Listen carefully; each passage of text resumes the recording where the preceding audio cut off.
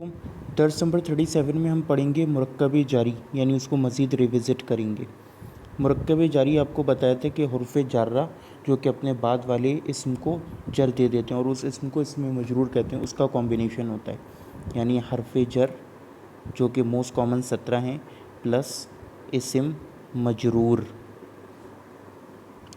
اب اس میں جو ہمیں بات یاد رکھنی ہے وہ یہ ہے کہ موسٹ کامن جو قرآن میں استعمال ہوئے ہیں وہ کون کون سے ہیں۔ بی، اس کی اگزامپل ہے بالقلمی، القلم سے القلمی ہو گیا بالقلمی۔ بسم اللہ اسم جو ہے اس کے نیچے زیر آ گیا۔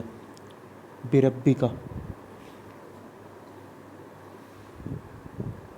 لربک، لی بھی ہے۔ پھر آپ آ جائیے تا، جو کہ تائے قسمیہ ہے، تاللہ، یہ سورہ یوسف میں موسٹ کامنلی آیا ہے، اور بھی ایک دو جگہ پر آئے بٹ موسٹ کامن وہاں پہ آئے تاللہ۔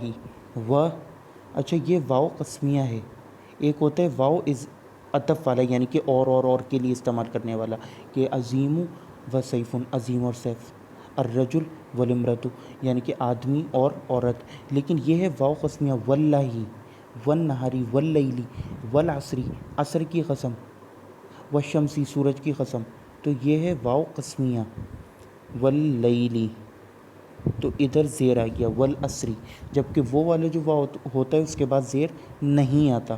پھر آ جائیے آپ کا، یہ کا ہے کما، یعنی کسی چیز کی سملیرٹی شو کرنے کے لیے۔ اگر میں کہوں کل قمر، یعنی کہ چاند کی طرح، کل قمری، تو یہ آ گیا کا۔ کل حماری، گدھے کی طرح، کل حجارہ، پتھر کی طرح، کل انعام، جانوروں کی طرح۔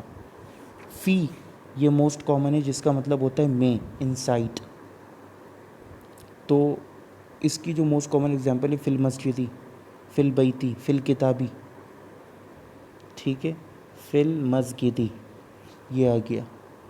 فی الغرفتی، فی الجنتی، فی اللیلی، رات میں، فی الارضی، زمین میں، فی القرآنی، قرآن میں، فی لیلۃ القدر، قدر کی رات میں، فی الصحف الاولی، ٹھیک ہے۔ پھر آ جائیے من، من جو ہے وہ استعمال ہوتا ہے من مکہ، من البیتی، من البیتی، اس کا مطلب ہوتا ہے سے، فرام۔ اس کے بعد آ جائیے عن، اس کا بھی مطلب تقریباً سیم ہوتا ہے، یعنی کہ سے، تو عن الفحشاء، عن ذکر اللہ، اللہ کے ذکر سے، عن انس، فرام انس، عن ابی ہریرہ، ابو ہریرہ سے روایت ہے، ٹھیک ہے، عن انس، انس سے روایت ہے۔ عن المسجدی، الی، اس کا مطلب ہوتا ہے ٹورڈز یا طرف، ٹورڈز، اس کی اگزامپل ہے الی البیتی، الی اللہ، ٹھیک ہے، الی البیتی، یہ دیکھیے زیر آ رہا ہے۔ علی کا مطلب ہوتا ہے اوپر، علی الکرسی، علی الکرسی، علی العالمین، علی قلوبہم، علی العرش، علی العرش، ہذا۔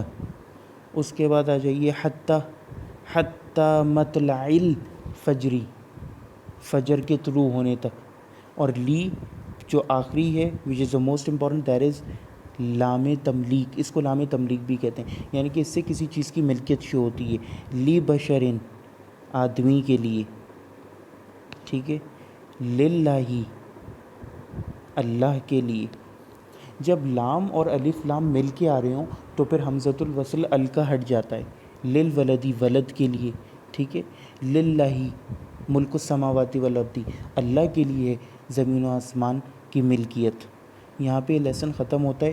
کچھ امپورٹنٹ ایکسرسائزز ہیں، یعنی کہ ضمائر کے ساتھ اس کا استعمال، جب ضمائر کے ساتھ استعمال ہوگا، جیسے کہ ہمیں کہنا ہو کہ اس کے لیے، تو ہم کہیں گے لا ہوا۔